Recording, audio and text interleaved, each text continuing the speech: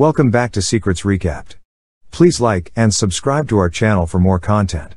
A container truck had just left a restricted military base, and was heavily guarded by soldiers. The soldiers had no idea what they were transporting, but it was clear that it was confidential. On the other side of the road, a newlywed couple were being touchy and intimate while driving. The distracted husband didn't notice that he had strayed from his lane and he collided with the container truck, resulting in a road accident. The commander who led the transportation received an instruction from the headquarters to stay away from the container. However, before the man on the phone could finish what he was saying, a horrifying creature burst out of the container. It turned out that they were transporting zombies. Then, in a blink of an eye, the zombie began attacking the soldiers. The soldiers turned into zombies, and headed to the city of Las Vegas, where millions of people are living. In just a night, the whole city became infected. The rapid spread of the infection overwhelmed the government, and it was left with no choice but to build a container wall around the entire city of Las Vegas to contain all the zombies inside the city. A few months passed, and news that the president was planning to drop a nuclear bomb onto the city reached a former soldier named Scott Ward. It also reached a rich casino owner named Mr. Tanaka. He went to the soldier's office, and offered him a high-paying mission. The mission was to retrieve his $1 million from a casino building located in the city of Las Vegas. Mr. Tanaka told him to form a special team, and if the money was successfully retrieved, the soldier would receive $50 million for himself and his team. Meanwhile, a quarantine facility was built inside the container wall. A refugee named Greta asked Kate to look after her children because she was planning to enter the zombified city and search for some treasure with the help of an insider named Lily, who was a border guard. Kate happened to be Scott's daughter. On the other hand, Scott had a nightmare where he was forced to kill his wife because she turned into a zombie. However, after thinking hard, Scott finally accepted Mr. Tanaka's mission. Immediately after accepting the mission, Scott formed a team. It included his friends, Vander and Maria, who used to be in an elite force. Scott offered them $15 million each. The other members were Peter, who is a pilot, Guzman, who's a YouTuber zombie hunter, and Dieter, who's a safe hacker. After the recruitment process was done, the team prepared the equipment and weapons they would need.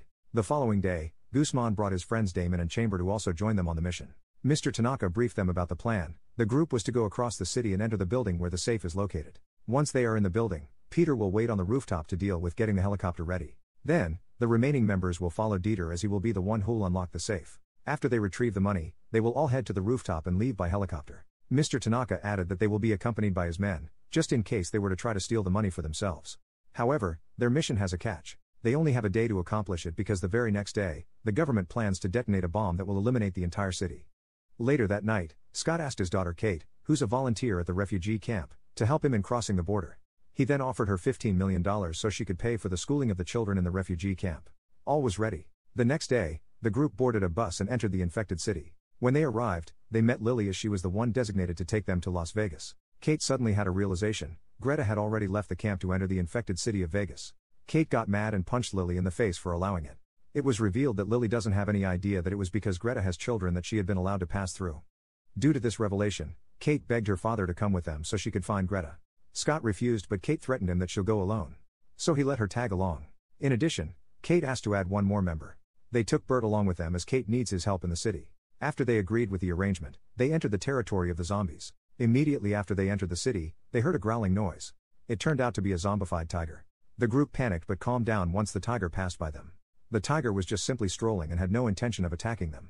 After that, Lily shot Bert in the leg, saying that they needed to offer a sacrifice to the zombies. Maria took her action as a betrayal, but Lily explained that if they didn't offer any sacrifice, they'd be dealing with many intellectually advanced zombies, which were commonly referred to as alpha zombies. She also added that she used Bert as a sacrifice because he often harasses women in the camp. After hearing this, the group finally let her sacrifice Bert so they could pass through the city without being eaten by the alpha zombies.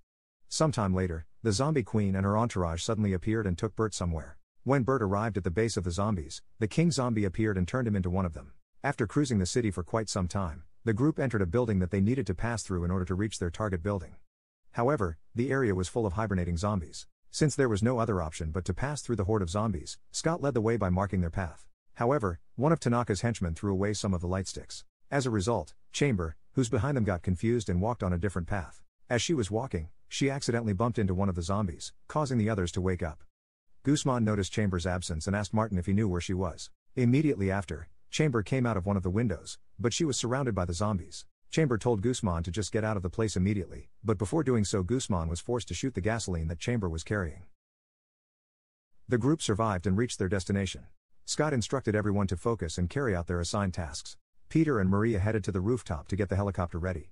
Martin and Lily went outside to keep the situation there under control. Vander, Dieter, and Guzman were tasked to open the safe, while Scott and Kate were to start the generator. For no apparent reason, Lily and Martin, who were standing guard outside, provoked the zombie queen in order for Martin to catch her. The zombie queen's guard saw this and tried to attack the two, but Lily managed to kill him. It was revealed that Lily had helped Martin because he had told her that he needed the blood of the zombie queen for his research. However, it turned out that Martin had lied about the research and the real reason was that he needed her head to create an army of controllable zombies. Lily warned him that if the zombie king discovered this, their agreement would be rendered invalid. Meanwhile, the rest of the group carried on with their tasks, while Vander and the rest headed to the safe.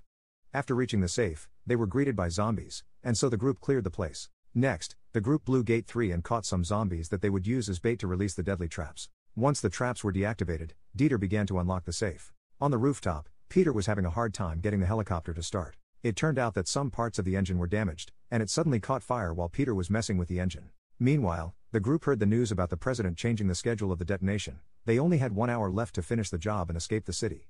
After hearing the bad news, the group headed to the safe room, but their presence distracted Dieter, so he had to start all over again to unlock the safe. While waiting for Dieter to unlock it, the rest of the group divided the money equally that they had found in the building.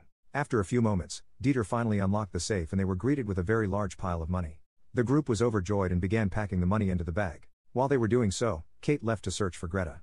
Meanwhile, the zombie king found the body of his dead queen, and was enraged. It was revealed that the zombie queen was pregnant. He brought her body back to the camp, and ordered the rest of the alpha zombies to kill the group. When Scott realized that Kate was gone, he planned to go with Maria to find her. However, just as the elevator opened, an alpha zombie that was in it twisted Maria's neck. Scott managed to kill several alpha zombies. After that, they searched for a way to escape. Unfortunately, Martin betrayed them and left them locked up.